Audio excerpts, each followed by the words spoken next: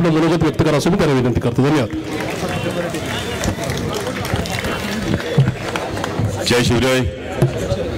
या शेतकरी आक्रोश मोर्चाच्या सांगतेसाठी मंचावर उपस्थित असणारे देशाचे नेते आदरणीय शरदचंद्रजी पवार साहेब, शिवसेनेचे नेते खासदार संजयजी राऊत साहेब, काँग्रेसचे नेते माजी मंत्री बाळासाहेबजी थोरात, ज्यांच्या नेतृत्वाखाली हा मोर्चा निघाला त्या आमच्या नेत्या महासंसदरत्न खासदार सुप्रियाताई सुळे, पुरंदरचे आमदार संजयजी जगताप, शिरूर हवेलीचे आमदार अशोक बापू पवार, जिल्ह्याचे अध्यक्ष जगन्नाथ बापू शिवाळे, जयदेवांना गायकवाड, माजी आमदार महादेवजी बाबर, माजी आमदार कमलनानी ढोले पाटील, माजी आमदार मोहनजी जोशी, माजी आमदार आणि मंत्री बाळासाहेबजी शिवरकर, देवीदास शेठ भन्साळी, प्रकाशप्पा मस्के, शहराध्यक्ष प्रशांतजी जगताप, काँग्रेसचे शहराध्यक्ष अरविंदजी शिंदे, शिवसेनेचे शहर प्रमुख संजयजी मोरे, शिवसेनेचे जिल्हा प्रमुख सुरेश भाऊ भोर, भारतीताई शिवाळे, आपण सगळेच व्यासपीठावरील सर्व मान्यवर आणि आपण सगळेजण खरं तर छत्रपती शिवाजी महाराजांच्या जन्मस्थळी किल्ले शिवनेरीच्या पहिल्या पायरीवर नतमस्तक होऊन हा शेतकरी आक्रोश मोर्चा निघाला. प्रमुख ज्या 6 मागण्या होत्या या शेतकरी आक्रोश मोर्चाच्या, यामध्ये कांद्याची निर्यात बंदी उठली पाहिजे ही मागणी होती. त्याबरोबर कांदा निर्यातीचं एक कायमस्वरूपी धोरण ठरवावं ही मागणी होती. दुधाला आता 5 रुपये अनुदान देताना खासगी आणि सहकारी संस्था असा जो भेदाभेद केला जातोय, ज्यामध्ये 80% दूध खरं तर खासगी दूध संस्थांना दिलं जातंय, यामध्ये खासगी आणि शासकीय असा भेदाभेद न करता सरसकट 5 रुपये अनुदान देण्यात यावं. जे बिबट प्रवण क्षेत्र आहे, या बिबट प्रवण क्षेत्रामध्ये गेल्या 2 वर्षात 18,000 जनावरं गेली आहेत. गेल्या वर्षभरात 22 हे माणसांवर हल्ले झालेत, 8 मृत्यू झालेत. आणि असं असताना या बिबट प्रवण क्षेत्रामध्ये दिवसा 3 फेज लाईट देण्यात यावी.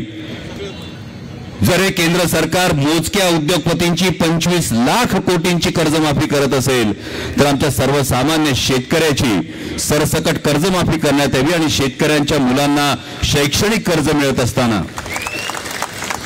आमच्या शेतकऱ्यांच्या मुलांना शैक्षणिक कर्ज मिळत असताना त्यात सुलभता यावी. या 6 प्रमुख मागण्या घेऊन छत्रपती शिवाजी महाराजांच्या जन्मस्थळावर किल्ले शिवनेरीच्या पहिल्या पायरीवर नतमस्तक होऊन हा मोर्चा सुरू झाला.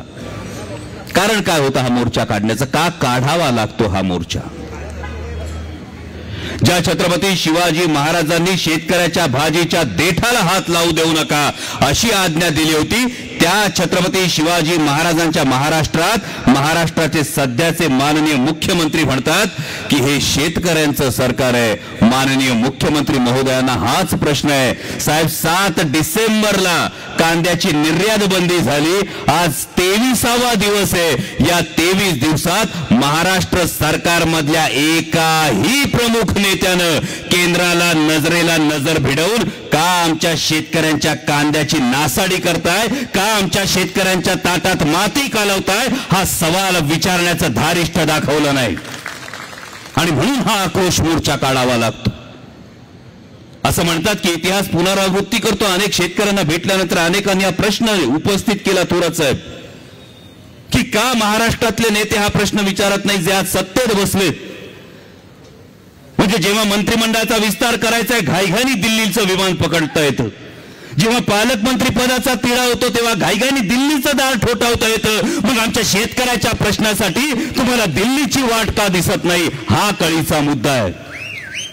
आणि जरा इतिहासात डोकावलं तर गंमत अशी होती की इतिहासामध्ये अनेक सरदार होते, अनेक सरदारांच्या मनगटात ताकद होती, तलवारीला धार होती, उरात पराक्रम सुद्धा होता, पण वतन वाचवायचं होतं. आणि वतन वाचवायचं असल्यानंतर कधी आदिलशाही कधी मुघलशाहीला मुजरे करायचे होते.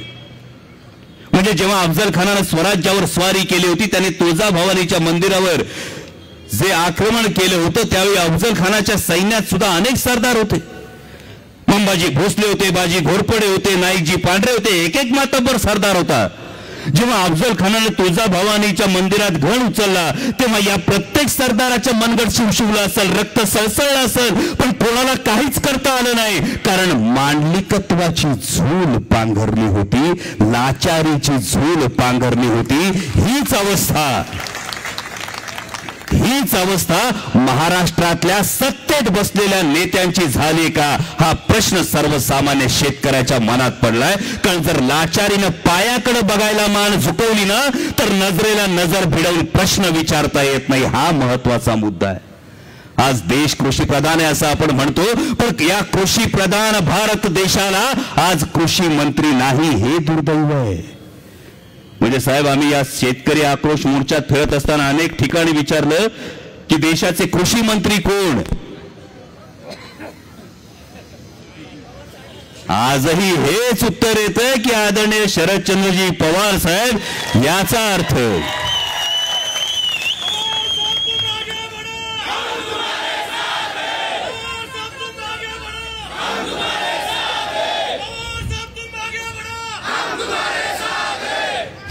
अर्थ या महाराष्ट्राच्या सुपुत्रानं जो ठसा या मंत्रालयावर उमटवलाय तो 9 वर्षामधल्या पॉवरफुल सरकारला सुद्धा पुसता आला नाही. आजही सर्वसामान्य शेतकरी आदरणीय पवार साहेबांचं नाव घेतो. यामधला फरक लक्षात घ्या भावांनो. जेव्हा कांद्याचे भाव वाढले होते मगाशी कांद्याच्या माळा ठिकठिकाणी शेतकऱ्यांनी दिल्या नाही. आणि या कांद्याच्या माळा देत असताना आदरणीय साहेब प्रत्येक शेतकऱ्यांनी सांगितलं या माळा आम्ही संसदेमध्ये पाहिल्या होत्या. जेव्हा भाव वाढले होते तेव्हा भारतीय जनता पक्षाचे नेते याच माळा घालून येत होते आणि सांगत होते निर्यात बंदी करा. आणि तेव्हा माझ्या सर्वसामान्य कांदा उत्पादक शेतकऱ्याला 4 पैसे मिळण्याची आशा निर्माण झाली आहे. काही झालं तरी मी माझ्या शेतकऱ्याच्या ताटात माती कुणाला कालवू देणार नाही, मी निर्यात बंदी करणार नाही असं जर कोणी ठामपणे सांगितलं असेल तर ते आदरणीय शरदचंद्रजी पवार साहेबांनी सांगितलं.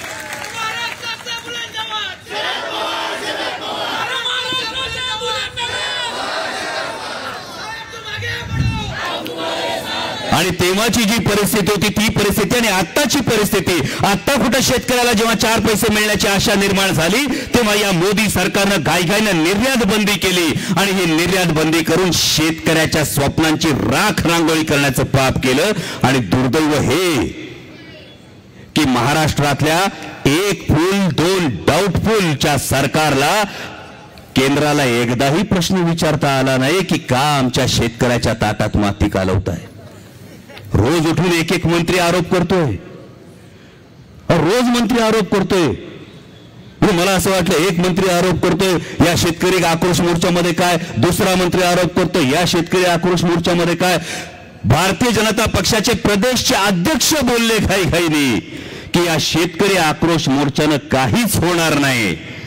मी भारतीय जनता पक्षाच्या प्रदेशच्या अध्यक्षांचं मनापासून आभार मानतो की भारतीय जनता पक्षाचा जो शेतकरी विरोधी चेहरा आहे तो भारतीय जनता पक्षाच्या प्रदेशाध्यक्षांनी लोकांसमोर त्याचा बुरखा हा टराटरा फाडून हा शेतकरी विरोधी चेहरा समोर आणला.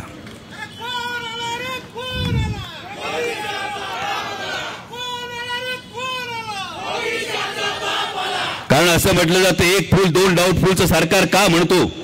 देशाला जरी कृषी मंत्री नसला तरी महाराष्ट्राला कृषी मंत्री आहेत. पण महाराष्ट्राचे कृषी मंत्री ज्या जिल्ह्यातले आहेत त्या जिल्ह्यातल्या शेतकऱ्याच्या कांद्याची पट्टी बघा. 1 रुपया बाजारभाव मिळाला, 1 रुपया बाजारभाव या शेतकऱ्याला. नेकनूरचा बीड जिल्ह्यातला वैभव शिंदे नावाचा शेतकरी आहे. 1 रुपयाचा जर बाजारभाव मिळाला तर या शेतकऱ्यांनी जगायचं कसं. हे ज्या जिल्ह्यातले सध्याचे महाराष्ट्राचे कृषी मंत्री आहे त्या बीड जिल्ह्याच्या या शेतकऱ्याची ही अवस्था आहे. ही सर्वसामान्य शेतकऱ्याची परिस्थिती आहे. आणि तरी सुद्धा जर सरकारला जाग येत नसेल आणि सरकारला फक्त आणि फक्त राजकारण आणि निवडणुकाच डोळ्यासमोर ठेवायच्या असतील तर दुसरं काय करणार. म्हणजे परवा मला ताईंनी मार्गदर्शन करताना ताईंनी सांगितलं, कारण कोणीतरी या शेतकरी आक्रोश मोर्चात असं म्हणालं की या सरकारला फक्त खाणाऱ्यांचं पडलेलं पिकवणाऱ्यांचं नाही. पण हे अर्धसत्य आहे. जसं मगाशी विकास लवंडे म्हणत होते ना, याच्यात आणि त्याच्यात वाद लावायचा, तसाच हा सुद्धा प्रकार आहे. खाणाऱ्यात आणि पिकवणाऱ्यामध्ये वाद लावायचा हा फार मोठा प्रकार आहे. जर याच्यामधला विचार केला तर याला प्राइस स्टॅबिलायझिंग फंड जो असतो, या प्राइस स्टॅबिलायझिंगचा फंडचा जर केंद्रानं विचार केला तर खाणाऱ्याला सुद्धा रास्त दरात माल मिळेल आणि पिकवणाऱ्याला सुद्धा मेहनतीचं मोल मिळेल. पण सरकारला मात्र फक्त जाहिरातबाजीमध्ये इंटरेस्ट आहे. सगळा पैसा हा जाहिरातीवर खर्च करायचा आहे, सगळा पैसा हा उद्योगपतींचं भलं करायचं आहे. आणि हे असं करत असताना अनेकांनी प्रश्न विचारला, का संघर्ष करताय, कशासाठी? जेव्हा प्रत्येक जण टीका करायला लागला, अनेकांनी अनेक वेगवेगळी टीका केली. त्या टीकेविषयी फार काही बोलणार नाही, पण आदरणीय हिंदू हृदय सम्राट शिवसेना प्रमुख बाळासाहेब ठाकरेंची एक शिकवण होती. राऊत साहेब,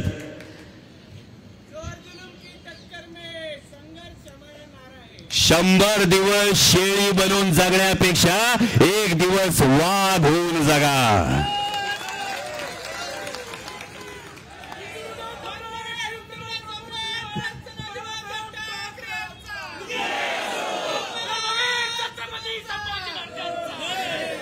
आणि म्हणून ही संघर्षाची वाट चालताना आदरणीय साहेब,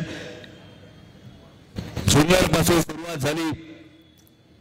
काँग्रेसचे सत्यशील शेरकर असतील, शिवसेनेचे माऊली शेठ खंडागळे असतील, आंबेगाव मध्ये आल्यानंतर आपले तुषार भाऊ थोरात असतील, आंबेगाव मध्ये आल्यानंतर सुरेश भाऊ भोर असतील. आणि राऊत साहेब, मी या तुमच्या ठाणे भागाचा मनापासून आभार मानेन की पहिल्या दिवसापासून ते आत्तापर्यंत खांद्याला खांदा लावून शिवसेनेचे जिल्हा प्रमुख सुरेश भाऊ भोर हे पूर्णपणे या संघर्ष यात्रेत, या शेतकरी आक्रोश मोर्चात सतत सहभागी होते. पुढे खेडमध्ये आमचे बाबाजी काळे असतील, अशोकराव खांडे बराड असतील, हिरामनअण्णा सातकर असतील, शिरूर हवेलीमध्ये तर आमचा युवकचा अध्यक्ष साहेब पठ्ठा हा स्वप्नील भैया गायकवाडने ज्या या शेतकरी आक्रोश मोर्चाला एका वेगळ्या उंचीवर नेऊन ठेवलं, म्हणजे अशोक बापू पवार आमदारांच्या नेतृत्वाखाली हे काम करत असताना हा प्रत्येक ठिकाणी या आक्रोश मोर्चाला या प्रत्येकानं जी साथ दिली, यातल्या प्रत्येक कार्यकर्त्याचं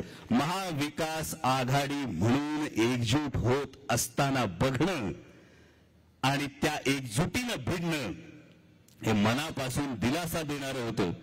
अनेकांनी प्रश्न विचारला, पण संघर्ष का? मी ताईंकडे जेव्हा पाहतो, त्या ताईंकडे पाहिल्यानंतर आम्ही असा विचार करतो, आम्ही दोघं या वाटेने का चाललो? कारण 2 पर्याय होते समोर, 2 पर्याय होते. एक पर्याय होता तो म्हणजे शरण जाणं, मान खाली घालून शरण जाणं. मान खाली घालून जर शरण गेलं तर समोर स्वार्थ दिसत होता, समोर फायदा दिसत होता. आणि त्यापेक्षा दुसरा पर्याय होता तो ताठ मानेनं भिडणं. वाट संघर्षाची होती, पण स्वाभिमान जागा राहत होता. आणि हा स्वाभिमान केवळ स्वतःचा नाही, हा स्वाभिमान माझ्या शेतकऱ्यांचा, स्वाभिमान माझ्या तरुणांचा आहे. आणि याच स्वाभिमानानं पुढे जात असताना आजच बातमी आली, माननीय मुख्यमंत्री त्यांच्या शिवसंकल्प नावाचं अभियान जे सुरू करतायत, या माननीय मुख्यमंत्र्यांच्या अभियानाची सुरुवात शिरूर लोकसभा मतदारसंघातून करतायत.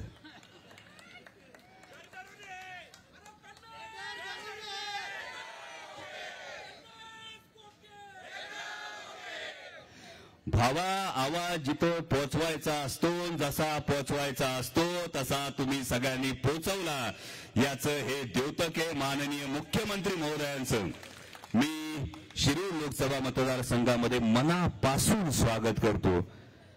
महाराष्ट्राचे मुख्यमंत्री, राज्याचे मुख्यमंत्री आहेत, पण येताना माननीय मुख्यमंत्री महोदयांना एवढीच विनंती करतो की जरूर शिरूर लोकसभा मतदारसंघामध्ये या, पण येताना कांद्याची निर्यात बंदी रद्द झाली याचा GR घेऊन शिरूर लोकसभा मतदारसंघात पाऊल टाका. बिबट प्रवण क्षेत्रामध्ये दिवसा 3 फेज लाईट दिली जाईल याचा GR घेऊन शिरूर लोकसभा मतदारसंघामध्ये पाऊल टाका. आणि माझ्या दूध उत्पादक शेतकऱ्यांना सरसकट 5 रुपयाचं अनुदान मिळेल याचा GR घेऊन पाऊल टाकलं तर तुमच्या स्वागतासाठी आम्ही नक्कीच आतुर आहोत. नाहीतर हा शेतकऱ्याचा आक्रोश तुमच्या कांठळ्या बसवल्याशिवाय राहणार नाही, एवढंच सांगतो आणि आपली रजा घेतो. धन्यवाद. जय शिवराय. धन्यवाद कोले साहेब. यानंतर